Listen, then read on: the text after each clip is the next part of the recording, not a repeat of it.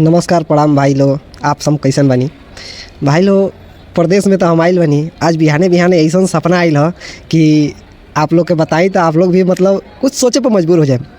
भाई आज सोचत रहनी बिहाने बिहाने कि साला आइल बनी प्रदेश, कमाता नहीं ठीक ठाक पेमेंटो उठावता नहीं, अकाउंट में पैसा रहतो बा, लेकिन फिर भी कितनों कमाता नहीं साला दिक्कत तो जाते नहीं कि साला जितना कमाता नहीं उतना खर्चा हो जाता। साला 80 हज़ार 90 हज़ार 2 लाख रुपया अकाउंट में कब को एकाली जुटाता आ एकाली घर दे साफ हो जाता। कुछ पते नहीं के चलत। सोचता नहीं कि रुका ये महीना 4 सीट कपड़ा खरीद लेता नहीं, बढ़िया पेमेंट आइल बा, बढ़िया कमैले बनी। आई बार कपड़ा 4 सीट खरीदता नहीं, फिर दूसर का महीनों करी बदवा मन करता कि रुको का अब 4 सीट न बा पहले बनी 2 दिन, रुको 1 सीट और ही खरीद लेता नहीं। साला ख्वाहिश जाते नहीं खे, पैसा कमाता नहीं, मुसीबत टलत है नहीं खे, और ना तो और ही बढ़ ही जाता।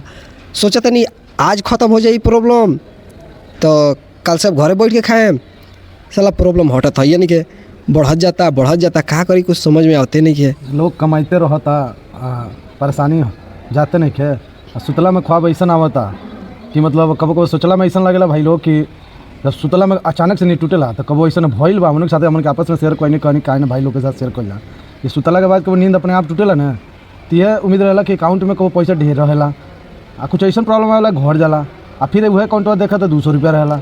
आ डेली अपन मजबूरी बढ़ते रहता, यानी पैसा कितनों कमा समय से रहते बा, दिन प्रतिदिन उम्र बढ़ते जाता, समस्या बढ़ते जाता, पैसा कमाइए होता, यानी मजबूरी है जो दिक्कत बा बढ़ते जाता। अब भाई कुछ दिन पहले हमारे अकाउंट में रहा 80 हज़ार रुपया, साला ए बेरा देखबो तो 21 रुपया बा। बताओ 80 हज़ार रुपया कमा के आदमी कितना टाइम लगेला बचा के रखेला, मगर जैले में में टाइम ही ना लिखेला बता तो कितना जल्दी चल जाता।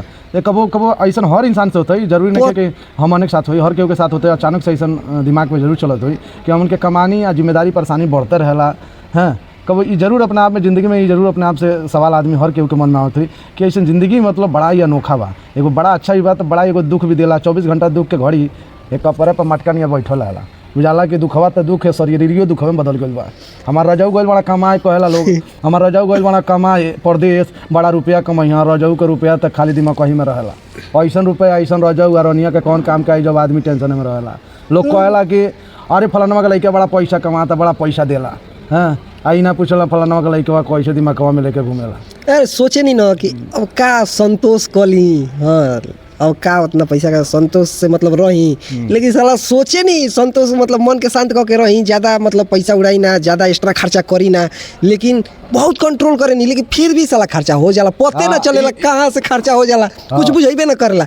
एक बात और बता देता नहीं ना कि भाई लोग के कि कोनो आदमी पियला दारू ना, बहुत लोग पियला, हम देखले बानी सही बताते जे भी भाई पिय तो होई, हम उनके गलत नहीं कहत, पियल भी एगो ठीक है टाइम के अनुसार, मगर देखले बानी कि अगर पियल आदमी के कह जाला ना कि भाई हो तनी दूध पी लो चाहे कुछ कह लो, तो वो आदमी कहीं जानता होगा कि पैसा नहीं खे, अच्छा ढेर उनके छेड़बन ना तो कहीं ये दूध हमके ना पचेला, दही ना पचेला, हमके पसंद ना, हम तीखा खानी। अच्छा ये सवाल आ जाला, ठीक बा। आ वह दूध पी वह दारू पिए करे ना तो दारूया खातिर के उसे कर्जो लेके पी ली। हाँ लेकिन एगो सोचे वाली बात बा भैया कि जिसे देखो हमनी के कमाता नहीं जा, हाँ ढेरी पैसा मतलब आ जाला, हर महीने आवेला, लेकिन तब वो मतलब कमातन जा, जौन भी कमातन जा ठीक ठाक कमातन जा, लेकिन हमनी के लग पैसा मतलब जौनेगा पियकड़ लोग के टाइम पे एकदम जरूरत में मन कैलस कि पैसा है ना से आइल चाहे जैसे भी आवे, है ना, वो लोग के तोड़ दे मौका पर मिल जाला, लेकिन साला हमनी के काहे ना मिलेला, हमनी कमानी जा, लेकिन तब वो गाड़ खजवा पड़ेला। हाँ एगो औरो देखले बानी।